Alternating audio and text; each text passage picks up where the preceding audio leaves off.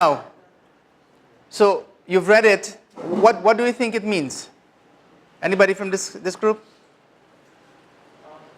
What I understand is that there is no real distance. The first sentence in it first is that there is no real distance between in order for the journey. This is the relationship with the servant and Allah subhanahu wa ta'ala. So what does it mean? It means that waiting for looking at it like in a time frame, or you have to like wait on a certain time to do something or to get closer. So you're saying that there is no time frame between yourself and Allah, isn't it? Yeah? Not to allocate. Yeah, okay. So there's no time frame, yeah, good. Anybody else? What do you think it means? Tariq, what do you think it means? The relationship with Allah is always there. So there is no distance between myself Okay. and him. All right. So So there's no distance, yeah. Anything else? Any other perspectives? Generally, Allah is always there with you. He's always with you, and there's no, it's just for you to recognize and acknowledge that. Okay, so Allah is always with you. So I want to imagine yourself now. I want you to imagine that you've just lost a loved one. You're in a state of total despair and worry. Somebody who is very close to you. It could be your parents, it could be a sibling, it could be a friend. You just lost them.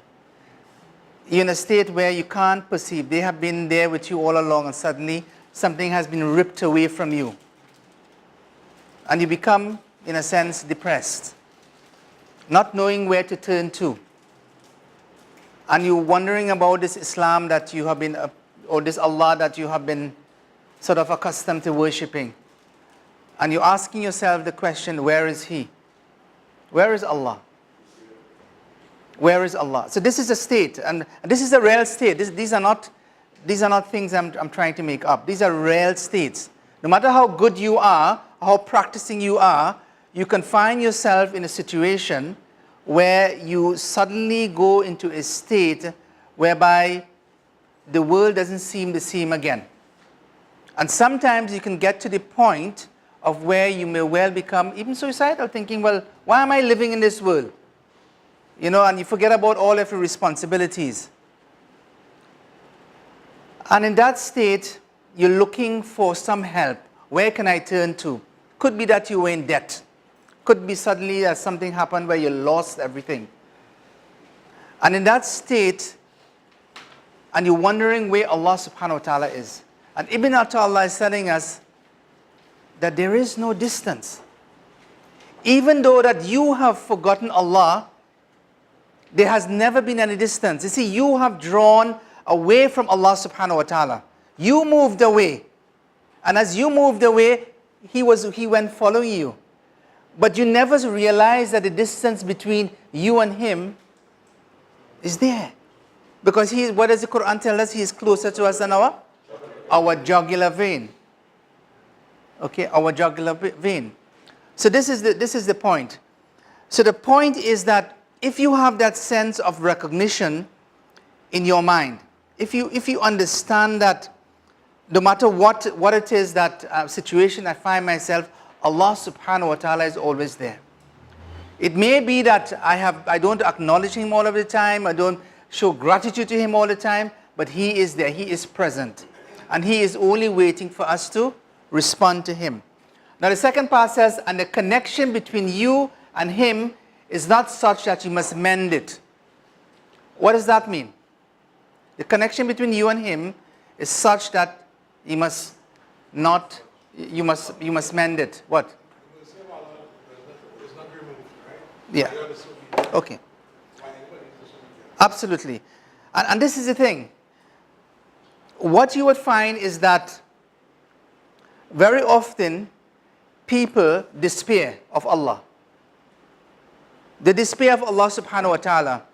And one of the reasons why they despair, even Muslims despair, is because they feel that they have done something which is so wrong, which is so despicable, that how can Allah ever forgive me?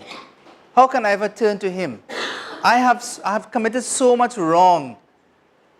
And we think about, well, look, let me try. If you had to go to someone to ask someone for something in this world, let's say, for instance, you are an employee and you wanted to go to your employer and say, look, you know what, for the last couple of years, this has been my salary. I want a salary increase. How would you make your case to your employer? What are the type of things that you would do? Abdulahad, what would you do? You want to make a case. You want to get 1,000 US more for your job. What would you do? I would need ammunition. I try to recall all the things that I've done and how well I do them. Right. So all the things you've done, how well you've done them. Yeah, potential that I have for more. Potential, yeah. Yes, And on all of your abilities you think you have that will be able to fulfill. total of what you offer. All right. Why you're worth it. Ibn Attallah is telling us here that all of the good deeds that you think that you would have done, they're useless. They're useless when it comes to Allah subhanahu wa ta'ala. You making a connection with Allah. Allah is not interested in it. In that sense. He wants you to connect with Him. So do not feel because you have not done enough. Don't bring your baggage. Don't bring all your good things with you in that sense. Because what is more important than our good deeds is not what we have, but what Allah gives us. And those are two things. One is that of maghfirah, and the second is that of rahmah. And we will talk about them in more details. But these are the two things that Allah brings to us to be able to mend that relationship. So don't worry about what you've done or what you haven't done. Don't worry about how much good deeds you have. Know that Allah subhanahu wa ta'ala just wants you to come close to Him. So if you knew now, I have been a bad boy for the last year. I really need this raise and this bonus which has been delivered at the end of the year. And I need to go to Him and ask Him. And your employer suddenly says, don't worry about what you've done. You understand who I am, that I am the source of the one, I am the one who dispenses the money. I decide what salaries people get, what I think of people. That is the type of relationship we're thinking about here. So don't worry. So this is something which is important. So that's the first one. So why am I talking about this thing the way I am? It's because these are real problems. These are real scenarios. Because sometimes when you deviate from Islam, or let's say for instance you went through a period in your life when you don't pray, or you don't fast, or something happens to you, and you feel so guilty within yourself, even the guilt which you feel in yourself is a sign of your iman.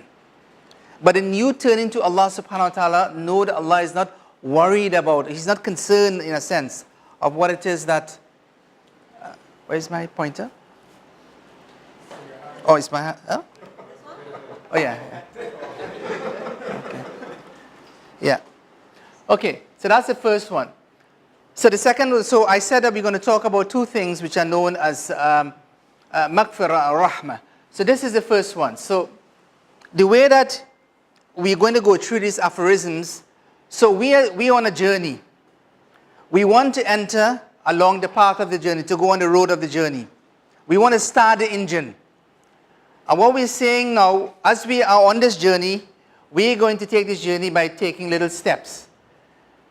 But to start the engine, we don't need anything.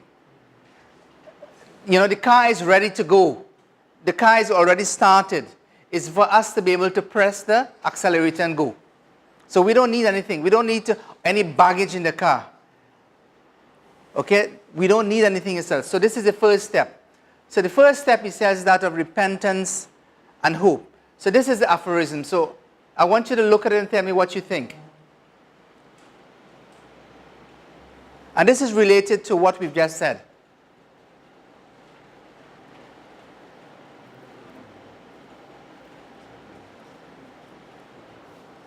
Yeah.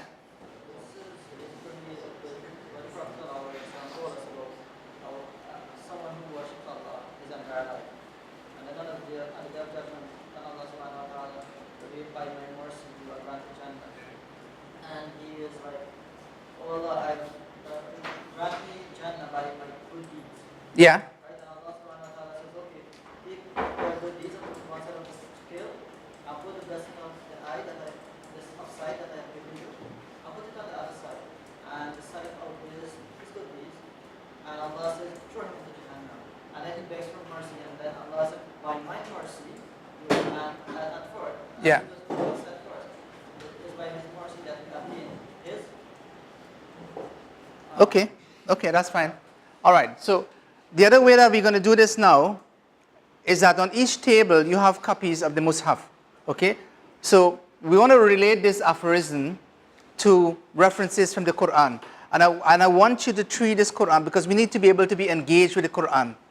Very often, when we have Islamic programs and training and what have you, is that you get references from the Quran. And very often people, you write all the lists of references down, but you never get an opportunity to engage with the Quran. So we're trying to develop a habit.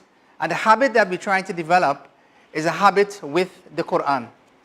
So I want you to open your Quran and look at the first reference and tell me what it says. So each table has Quran. Yeah?